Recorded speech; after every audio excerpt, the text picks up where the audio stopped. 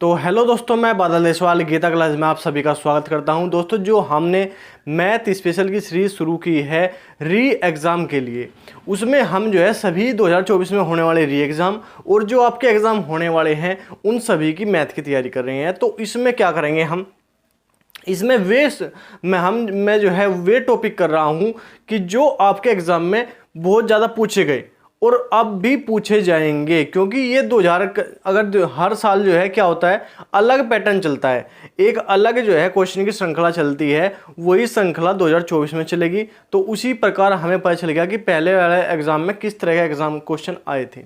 वे सभी क्वेश्चन जो है रिपीट करके उसमें जो है आपके री एग्ज़ाम में पूछे जाएंगे।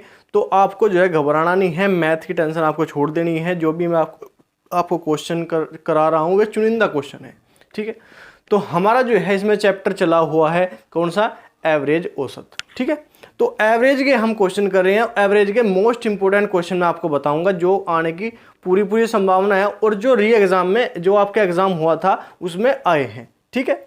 तो आपका कोई भी एग्जाम हो, आने वाली भर्ती की आप तैयारी कर रहे हो, आप दिल्ली पुलिस, एसएससी जीडी या यूपी पुलिस या बिहार टीचर का आपका एग्जाम हो या कोई भी एग्जाम हो जिसमें आपसे मैथ पूछा जाएगा, तो आप जिसकी जो है तैयारी कर सकते हो, आप जो है वीडियो देख सकते हो। तो ठीक है, हम देखते हैं आज के हमारे क्वेश्चन क्या है। क्वेश्चन नंबर हमारा 5 है। 10 संख्याओं का औसत 7 है।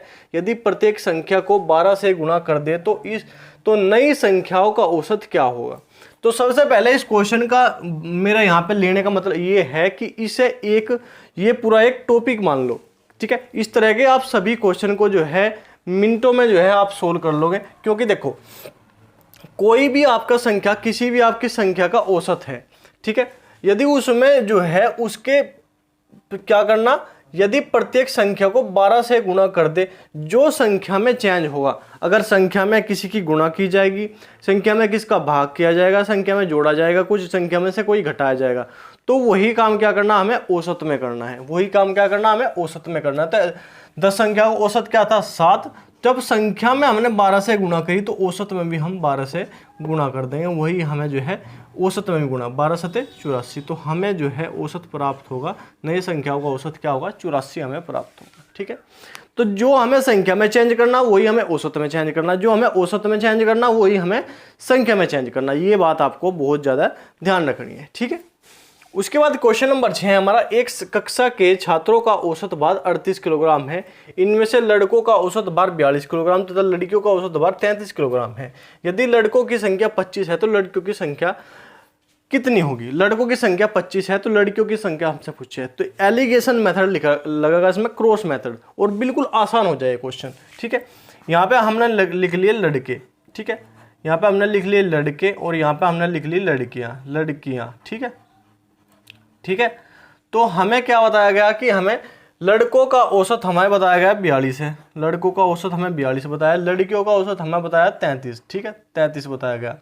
और जो पूरी क्लास है, कुल छात्रों का औसत हमें बताया 38। जो हमारी कुल वाली संख्या होगी उसे लिखेंगे हम बीच में, ठीक है, 38, ठीक है। इसमें से इसे घटा देंगे, इसमें से इसे घटा देंगे, मतलब बड़ी संख्या में छोटी संख्या घटानी है। तो 42 में से 38 जाएंगे तो यहाँ पे बचेंगे 4, यहाँ पे बचेंगे क्या, 4, और 38 में से 33 जाएंगे तो क्या बचेगा, 8 और 5 13, तो ये बचेगा 5 और 3 8, यहाँ पे बचेगा 5। तो ये क्या आ गया, ये इनका जो है रेशियो आ गया। लड़के और लड़कियों का रेशियो क्या आ जाएगा, 5:4 हमारे पास आ गया।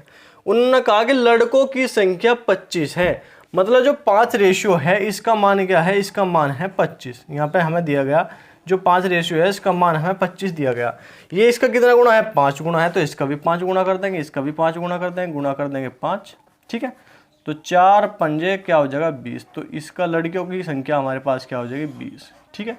तो यही हमें निकालना था। बिल्कुल आसान हो जाता है जब एलिगेशन मेथड हम यूज कर देते हैं किसी भी क्वेश्चन में, ठीक है। तो इस तरह क्वेश्चन बहुत ज़्यादा पूछे जाते हैं, बहुत ज़्यादा, ठीक है। तो आपको इसी तरह से ये क्वेश्चन करनी है। अब क्वेश्चन नंबर 7 हमारे पास है, 40 छात्रों की औसत आयु 15 वर्ष है। 10 नए छात्र प्रवेश लेने से औसत आयु में 0.2 वर्ष बढ़ जाते हैं। नई छात्रों की औसत आयु कितनी है। इंपॉर्टेंट क्वेश्चन है, क्योंकि देखो औसत आयु में वृद्धि हुई, औसत आयु में 0.2 की वृद्धि हुई और हमसे नए छात्रों की औसत आयु पूछा गया। पहले थे कितने छात्र, 40 छात्र थे। अब मैंने आपको बताया था कि इनका योग निकाला, 40 छात्र है, औसत है हमारा 15, तो योग निकाल लेंगे। क्या हो जाएगा हमारा योग, इनकी आयु का योग हमारे पास क्या हो जाएगा, तो 15 चौका 60, 600 हो जाएगा। 600 वर्ष हमारे जो है इन सभी का 40 छात्रों की औसत आयु का योग हो जाएगा। ठीक है, औसत आयु के गुणा छात्रों की संख्या में कर देंगे तो हमारा योग निकल जाएगा। उसने कहा कि प्रवेश लेने से 10 छात्र नए प्रवेश ले लिए, तो 40 छात्र पहले थे, अब 10 और हो गए, तो कितने, 50 छात्र हो गए। लेने से औसत आयु में कितनी वृद्धि होगी, 0.2 की वृद्धि होगी, 0.2 की। अब पहले 15 था, अब क्या हो गया 15.2, 15.2।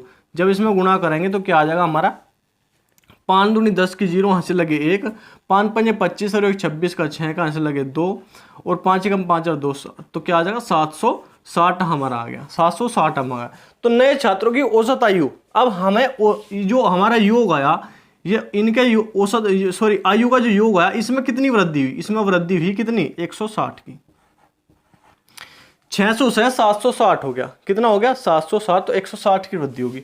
नए छात्र कितने आए थे, 10 छात्र नए आए, तो ठीक है, तो औसत निकाल देंगे, औसत हम निकाल देंगे। औसत क्या होता है हमारा, पदों का योग कितना है 160, पदों की संख्या कितनी है, नए छात्र कितने हैं 10/10, तो कितना आ जाएगा, ये आ जाएगा 16 हमारा जो है इनकी औसत, नए छात्रों की औसत आयु आ जाएगी। ठीक है, 16 वर्ष। ठीक है, तो इस तरह के क्वेश्चन हमारे हैं और ये क्वेश्चन में चुनिंदा क्वेश्चन आपको करा रहा, क्योंकि वे क्वेश्चन नहीं कराने कि हर एक ही तरह के मैं 10 क्वेश्चन करा दूं, ये मैं एक तरह का एक क्वेश्चन करा रहा, तो इस तरह के आपको 10 क्वेश्चन खुद करने हैं। ठीक है, तो ये है मेन मोटिव। अब क्वेश्चन नंबर 8 है हमारा, 9 आमों में से 120 ग्राम के भार वाले एक आम के स्थान पर दूसरा आम ले लेने से इनके औसत भार में 20 ग्राम की वृद्धि हो जाती है। बदले गए आम का भार कितना होगा। एक 120 आम थे हमारे पास, उसमें जो है 120 ग्राम का एक आम था, उससे जो है 120 ग्राम के आम को हटा दिया, नया एक बड़ा आम ले लिया हमने, उससे जो क्या हुआ, औसत में 20 ग्राम की वृद्धि होगी औसत में। तो जो भी हमारी औसत में वृद्धि होगी उसे हम जो है क्या करेंगे, जो हमारे कुल आम है उसमें गुणा कर देंगे। 9 गुणा 20 ग्राम, तो क्या 9 दूनी 18, 180 ग्राम। तो जो टोटल वृद्धि हुई वो 180 ग्राम की हुई। पहले हमारे पास कितने ग्राम का आम था, 120 ग्राम का, 120 ग्राम का आम था। अब हमारे पास कितनी वृद्धि होगी, 180 ग्राम की वृद्धि होगी, तो कितना हो गया ये 300 ग्राम, कितना हो गया 300 ग्राम। तो जो हमारे पास नया आम था जिससे हमने 120 ग्राम का आम जो है चेंज करा, वो कितने ग्राम का था, 300 ग्राम का था। कैसे देखना है इस क्वेश्चन को, जो भी हमारी वृद्धि हुई, औसत भार में जो वृद्धि हुई उसकी जो है हमारे आमों की संख्या में गुणा कर देनी है, और जो वृद्धि हो या जो कमी हो, वो अगर कमी होगी तो इसमें से घटा देना है, जो हमारा पुराना आम था उसमें से घटा देना है, कमी में वृद्धि हुई तो इसमें जोड़ देना है, हमारा नए आम का जो है भार आ जाएगा 300 ग्राम। ठीक है, तो ये थे मोस्ट इंपोर्टेंट क्वेश्चन। और इस तरह के आपको देखो 4 क्वेश्चन मैंने कराए, देखो क्वांटिटी कम है लेकिन क्वालिटी पूरी है। ठीक है, 4 क्वेश्चन कराए, इस तरह के 10-10 क्वेश्चन आपको करने हैं, तो 40 क्वेश्चन बैठे हैं एक दिन में। अगर 40 क्वेश्चन आप जो है कर रहे हो तो आपको कोई रोकने वाला नहीं है। ठीक है, तो इस तरह के आप 40 क्वेश्चन करो तो आपकी प्रैक्टिस बहुत बढ़िया हो जाएगी। तो ठीक है, आज के लिए इतना ही।